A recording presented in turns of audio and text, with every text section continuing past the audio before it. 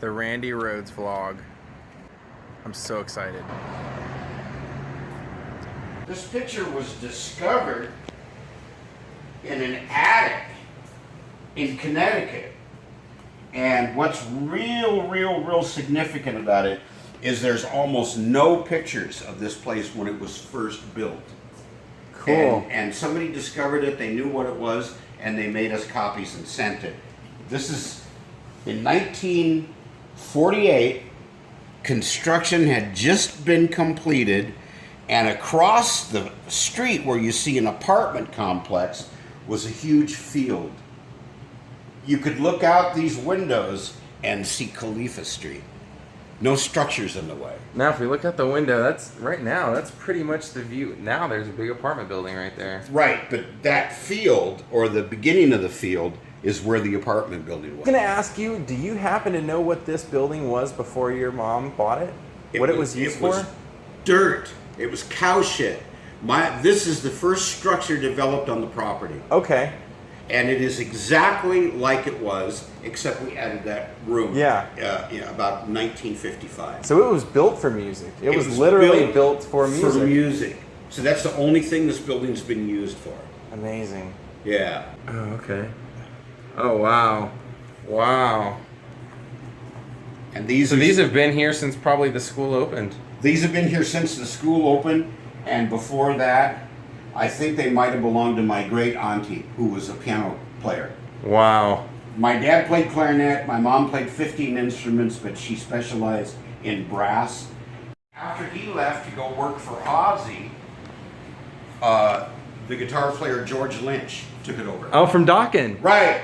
Hell yeah. And he taught there. Wow. But after my brother passed on, we decided to retire the room. Yeah. And it is not used to teach in, and we consulted his former students, looked at photographs, and we set it up exactly like it was the afternoon that he left to go work with Ozzy. Fantastic. And that would have been fall of '79. Do you how long do you think Randy would have played with Ozzy?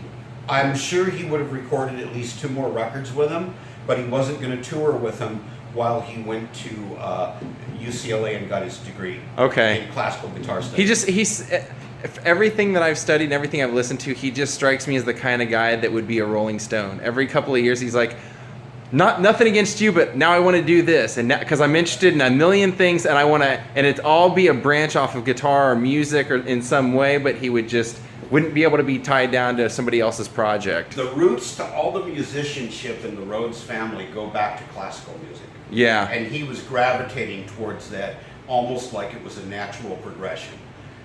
He'd done the rock, he started Quiet Riot. Yeah, well, yeah, I was going to say, his band. If you listen to Laughing Gas, yeah, there's sections that became D and Goodbye to Romance inside there, and you can tell that this was far before anybody else was doing classical and guitar soloing. So his roots were gravitating towards classical music. I mean, even the chairs are in the exact place. The last door on the right. Yeah. And Randy came and taught lessons here when he wasn't touring with Ozzy as well, didn't he? He chose about 5 students to continue teaching. He loved teaching so much that when he came back, he had 60 students and he chose 5 or 6, and he taught them while he was here. Which chair would Randy have normally sat in? The farthest one? Yeah. Right here. And this is a recent addition. Somebody that had made a whole notebook of all of the lessons. Yeah. And recorded on cassette tape the lessons. He donated this to this room. That's one of Randy's lessons that he gave, of course, in Randy's writing. Oh, fantastic. Wow, that is incredible. This is brand new. We just got this. That is so cool. Was there a lot of that kind of stuff left behind in the room when Randy passed away? Did he have things like that? Or did he keep kind of an orderly room? No, not a real lot. Not a real lot, because everything that he wrote out, he gave to the students. Okay, to go home and practice. Absolutely, that totally makes sense. Had to go back to my 15-year-old guitar lesson days. In here belonged to him, which would have been those thingies that you tighten the strings up with. Oh yeah, the tuning. Yeah, when you put new strings on. Yeah. Probably a couple of capos and some cassette tapes and a lot of manuscript paper. That's all gone. Basically his desk. Right, we took it out, and in the last couple of years, a tradition has arisen where musicians and people that come here put something in here that links them to Randy to get good luck. I'd love to. I'll look. I'm not trying to rob you of a pick or a coin, but that's the tradition. I guarantee I have something. Now this is real interesting. This guy took a tour here, and then he reached in his pocket and he gave me this, and I said, "What are you giving me?" And he goes, "I had tickets to see Randy, and he died, and these are the strings that were on my guitar the day he died, and this is the pick I was using." And he wanted this to go in here. Well, I'll tell you, I know exactly what I would like to put in there. Since I go by Jordan the Lion, and you can tell I am a fan of bracelets, I have a bracelet that I wear every day with a lion on it, and I would love to put that in there. It's my picking hand, in fact. Okay. So people put jewelry in here. We're gonna go ahead and put that in there. Coin purses. One kid came. I'm gonna go ahead and put mine in there. Yeah, so absolutely. We're gonna put this from Jordan. This is from Jordan Lee. It's actually really beautiful. I appreciate the sacrifice. Absolutely, my pleasure. And you'll let me know if your luck improves. Absolutely. Because that's why people do that. And you know, I hope that it helps the luck here improve. I would love to see this place a national museum dedicated to your family and Randy.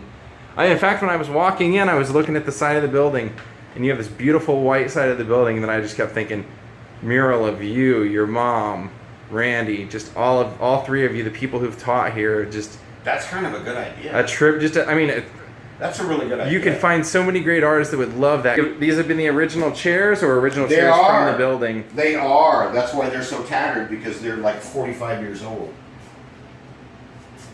Original music stand. This is where he spent a great deal of his time, of his life teaching. Yeah. When he left to go work with Ozzy, he had 60 students. Because Randy and my sister started on the acoustic guitar. And then at a certain point, my brother went to my mom and said, "I would really like to play the electric guitar." So we had a really good electric guitar teacher, and Randy took a lesson every Friday for 9 months. At the end of that time, the teacher went to my mom and said, "I can't teach your son anymore." That's crazy. And she goes, "Why would that be?" And he goes, "Well," "I hope you don't want your money back, but for the last month, he's been teaching me." That's and crazy. He goes, "I can't figure out what the fuck he's doing." He goes, Wow. "It's so far advanced." He Yeah. goes, "It's in virtuoso territory."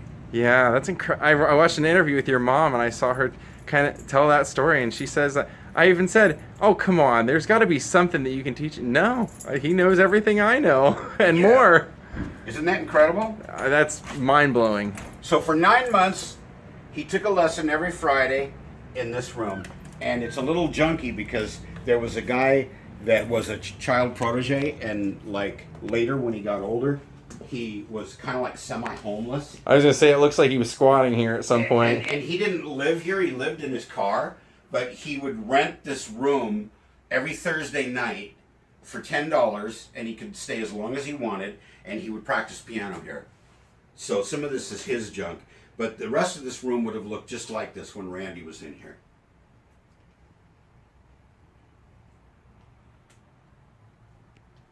See, we don't change anything. We just let it be. Like, I love that. a lot of people No. do. A lot of people. Oh think that God! that's- I thrive on that. Because how many places can you go? I want to see I want to look at that doorknob and think, Randy touched that door. You know, like a 15-year-old Randy, 14-year-old was touching that doorknob. Well, now that's interesting. Learning. That's interesting. You should bring that up because I have a story about doorknobs.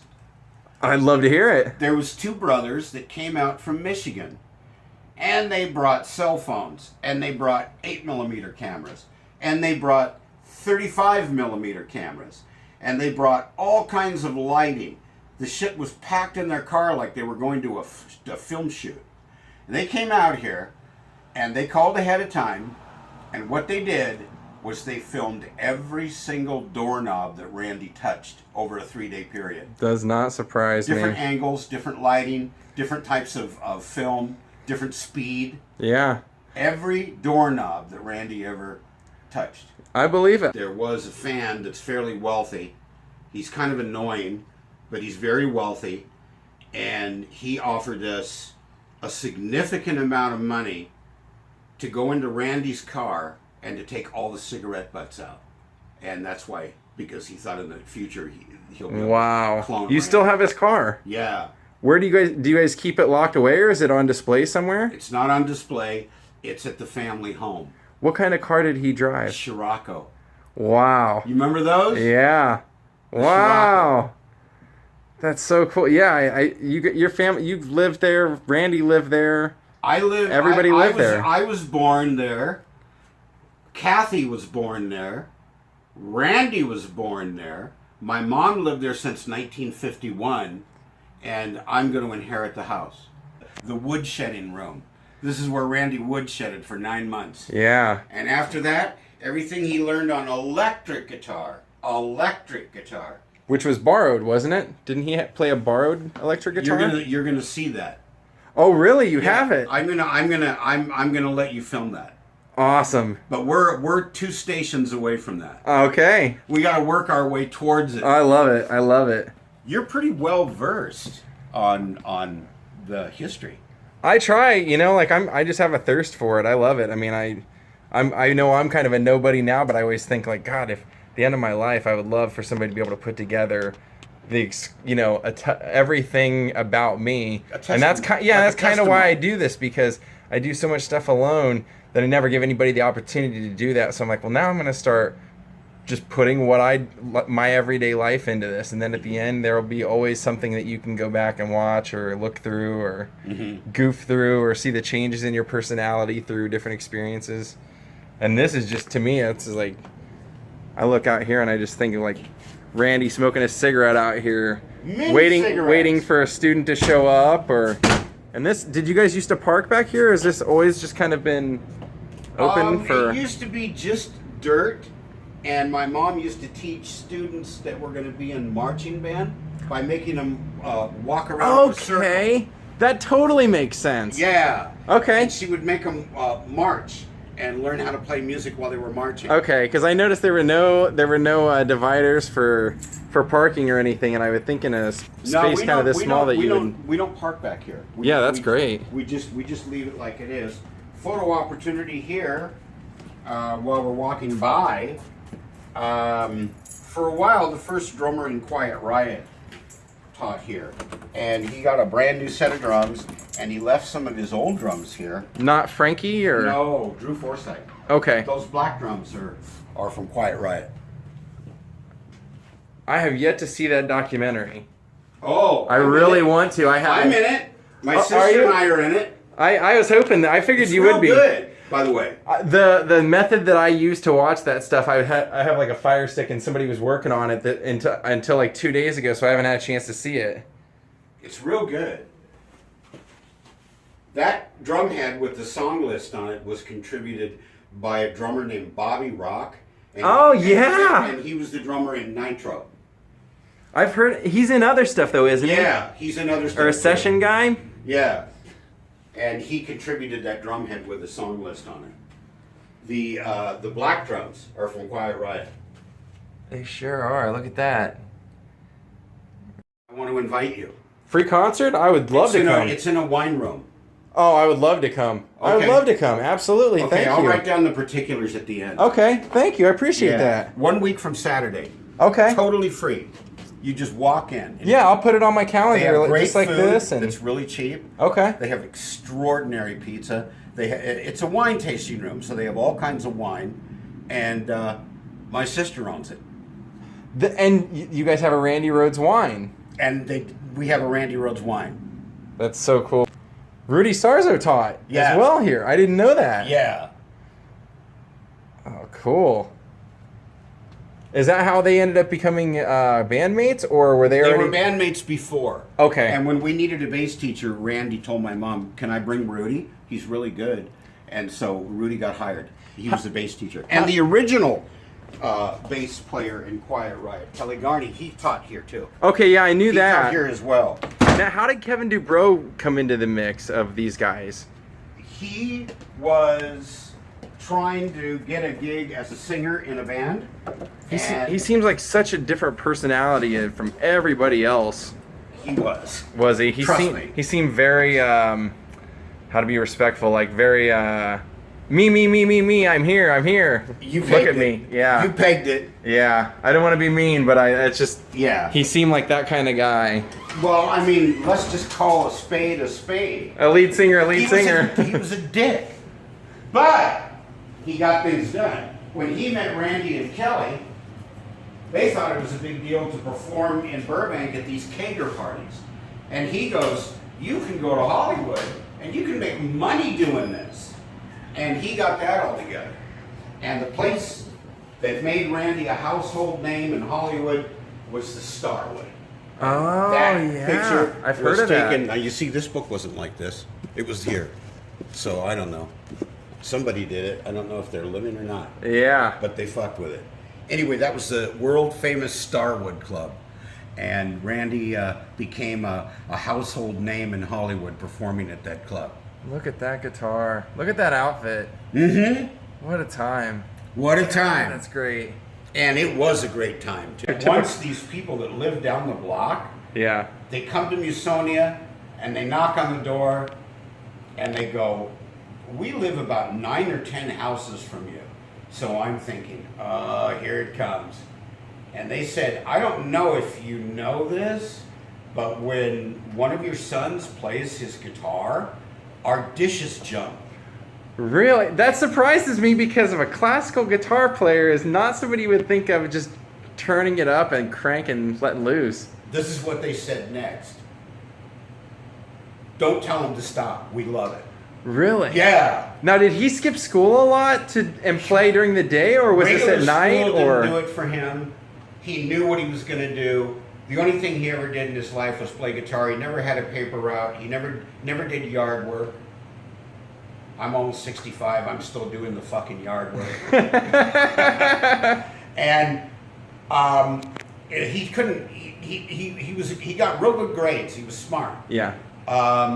But the regular high school with the gym class and the whole thing, that didn't settle with him. So he went to what was called a continuation school. Was he a loner, or did he have friends? No, he had some friends. Did he? He had some friends. He had some followers. I like to say they were disciples. Really? And they go way, way, way back. They claim they knew he was great even then. I didn't even know he was great that long ago. Wow. So he went to continuation school, and then he got real busy with music, and that didn't work out, so he went to adult school and got his high school diploma from adult school. In Burbank or Hollywood? Yes. Or okay. In Anytime people come out and say, "Oh, I have this of Randy's. I have Randy's guitar or Randy's." Let me tell you, they do all the time, and the people that come out and say that, they never have the right article. Really? It's all bullshit. And that's the same artist that did this. That's the same artist that did that. And that's the cover of Kelly's album. That's the cover of my album, Pride and Profanity. Take a look at that. KR right there. Isn't that beautiful? Wow. This looks great on the camera, but gosh, guys, if you could see this in person, it really is beautiful. Look at the color of Thick those. paints. Look at the color of the curtains. He mixed up that color for me. God, that's beautiful. It's a custom color. Isn't that He gorgeous? did that. And he did that. And he did that too. Is Randy's amps from Quiet Riot. I think I might have showed you those. No, I haven't been in this room. I Oh. looked through the window one day. And I thought when you were here, I took you in here briefly. No. This is what his crypt looks like. That's a scale model of his crypt. When you drive in the graveyard, that's the first thing that you see. Well, we're gonna have to go do a tour of that at some point then. Well, we should, and I can tell you that a real good time to do that would be around the time of his birthday, which is December 6th. I was thinking birth or death day would be a time that we would see a lot of people come out and pay homage to him as well. And that's what you would see, too. Look at that. The picture on the wall, my mom is about 17. She's a soloist for symphony orchestras. She doesn't belong to any one orchestra, although later in her life she did join the Glendale Civic Orchestra and Ellie Junior Phil. But at that time, she loaned herself out to different symphony orchestras, and she was the soloist. So she would do trumpet solos. The picture behind you was taken when she was about 32. And her specialty was trumpet and cornet, and she played other instruments too. But that was, she was she was a specialist. I don't know where that concert was, but everybody loves that picture. Okay, now, I gotta show you this picture so this story makes sense. Ooh, let's turn the air on here, Jesus. I'm sweating like Bill Cosby looking at a Sleeping Beauty video. This is the Japanese Quiet Riot releases? Yeah. Which he never liked the sound of his guitar on those, is that correct? Like, He didn't like anything about that. He was ashamed of it. I like the music. I still think those songs are good. Well, good, because I'm one of the only people that performs the real old Riot stuff. Really? See, I love it. I love that stuff. I do Killer Girls, Back to the Coast, and Trouble, and I'm going to learn Demolition Derby. Cool. I'm surprised you didn't do the acoustic song. Huh? I'm surprised you didn't do the acoustic one. D? No. Laughing Gas. No, the ballad on the Randy Rhoads ears. Oh, what's it? Is it called? Starts with an A. It's not called. Afterglow. Afterglow. Yeah. Afterglow. That one I I'm love. Considered doing that. That's a good one. I love it. So my mom had a series of these bands, and one of the only things that they didn't agree on was that she wanted him to play guitar in these bands, and he didn't want to do it. He would have been sitting right there. He would have been sitting where Tony is sitting, and so the compromise was he didn't own an electric guitar at that time. So she said, if I let you take the Harmony Rocket and go in the very back and play as loud as you want to for an hour each week, will you be in my band and not give me an argument? And he said yes. He said he could do it if he could take the guitar and go and play it as loud as he wanted to for 1 hour. Of course, on down the line, he got an electric guitar. He didn't need to do that deal. And this is the guitar that was the bride.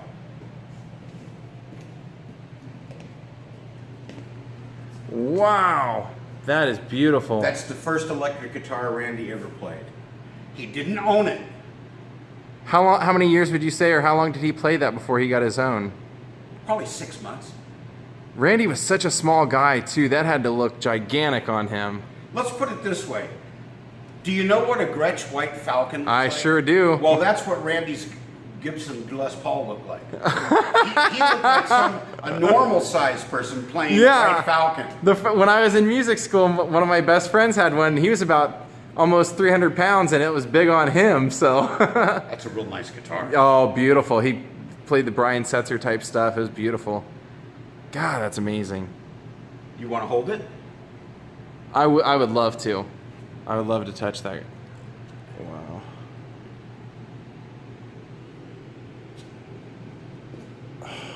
I can't believe you let people touch this. I don't, but I'm letting you. Thank you. I appreciate that. I've done this enough to know who the real cool people are. That's beautiful. And you and I have a lot of shared interests. Yeah. Oh, thank you. Yeah, You're welcome. I once heard, I think it was Joe Bonamassa say, whenever he lets somebody touch one of his guitars and they're scared to death because it's an expensive guitar. He goes, have you ever dropped one? They say no. He goes, okay, don't make this your first. Now, when there's things left at the his grave, do you guys gather them up, keep them for any reason? If we want them. If not, I didn't know if the cemetery just collected them and got rid of them. they collected them and they get rid of it. Now, that's unless they leave something that we want, and there's been some pretty nice prizes left. What's the story behind this stuff? Okay, these are contributions from the Japanese fan clubs, and they call up a florist or wire them, give them the specifications.